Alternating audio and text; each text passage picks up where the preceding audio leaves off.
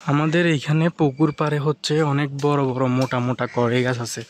এই কড়াই গাছগুলো হচ্ছে আমরা পুকুরের পাড় ভেঙে যাবে যার কারণে কেটে ফেলতেছি আর কি, মানে একেবারে ডালপালা ছেটে দিচ্ছি। এই দেখতে পাচ্ছেন এই যে মোটা কড়াই গাছ আর কি, এটার ডালপালাগুলো ছেটে দিচ্ছে আর কি, ছোটো ছোটো করে ছেটে দেওয়া হচ্ছে।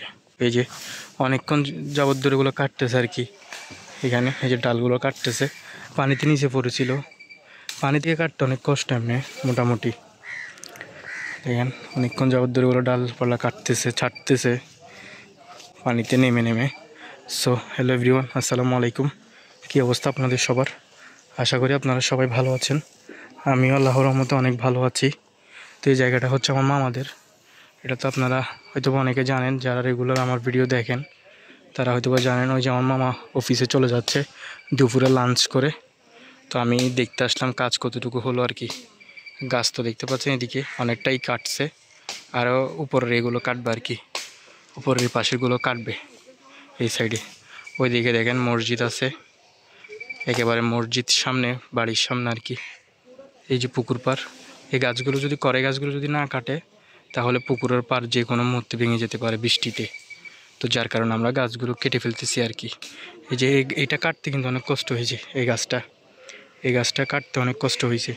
পানি ভিতর ছিল তো ওখানে দাঁড়ানো যায় না, মানে ওখানে অনেক কষ্ট করে আমরা সবাই ধরাধরি করে অনেক কষ্ট করে কাটছি আর কি এই গাছগুলো।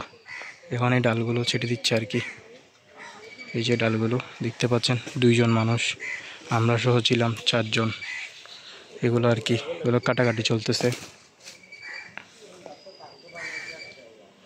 আমাদের এই গাছটা এখনও পানির ভিতরে আছে, এটা তুলতে হলে আরও কিছু মানুষ লাগবে আর কি, মানে 2জনে তুলতে পারবে না, আরও 3-4জন লাগবে আর কি। এই গাছটা এখন পানির ভিতরে আছে। ওই যে একটু দেখা যাচ্ছে, একটু অংশ, ছোট্ট একটু অংশ দেখা যাচ্ছে, এটা কিন্তু অনেক মোটা, এরকম মোটা, এই যে দেখতে পাচ্ছেন এরকম মোটা টাইপের। তো ওনারা এখন চলে যাচ্ছে, কালকে সকাল আসবে এই করে গাছের এটা ঠাইলে উপরেরগুলো কাটবে আর কি, উপরের ডালপালাগুলো কাটবে এগুলো কেটে। তো আজকের মতো এখানে আর কি। তো চলেন আপনাদেরকে দেখাই, যদিও এখানে মোটাটা এখনও ভিতরে, পানির ভিতরে, তো আপনাদেরকে দেখানো যাচ্ছে না। এটার কিছু অংশ হচ্ছে আপনার বাড়িতে রাখছে আর কি। চলেন ওগুলো দেখাই আপনাদেরকে। এই যে আমি অনেক দিন হয়েছে এই জায়গাটা আপনাদেরকে দেখাইনি, দেখতে পাচ্ছেন জায়গাটা কতটা সুন্দর, দেখতে পাচ্ছেন জায়গাটা। এটা হচ্ছে আমার মামাদের জায়গা আর কি।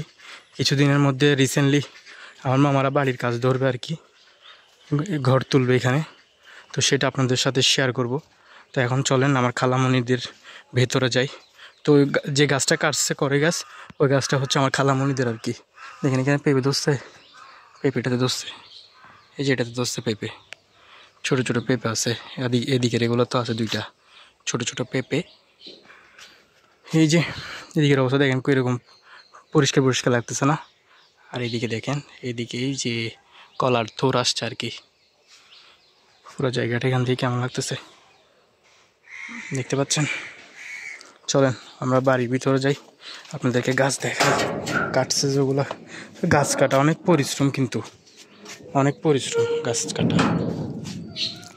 এদিকে দেখতে পাচ্ছেন এই যে এইগুলো কাটছে আর কি, এগুলো কেটে এগুলো রাখছে ছোট ছোট। এগুলো কাটতে কিন্তু অনেক কষ্ট হয়ে গেছে ওদের। এই গাছগুলো সারাদিন আজকে সকাল 6টা থেকে কাটতেছে, যে গাছগুলো সকাল 6টা থেকে এই ডালপালাগুলো কাটছে।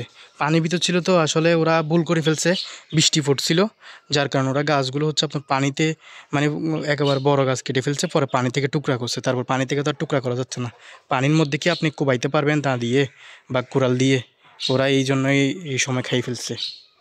আর এই সামান্য ডালপালাগুলো আর কি, এগুলো করছে। আজকে সারাদিন চলে গেছেন, কালকে আসবে বাকিটা কাটার জন্য। তো আজকের ভিডিও এই পর্যন্ত আর কি, দেখা হচ্ছে পরবর্তী কোনো ভিডিওতে। ততক্ষণ আপনারা সবাই ভালো থাকবেন, সুস্থ থাকবেন, আর নাহিদ চৌধুরীর পাশেই থাকবেন। অ্যান্ড আল্লাহ হাফেজ।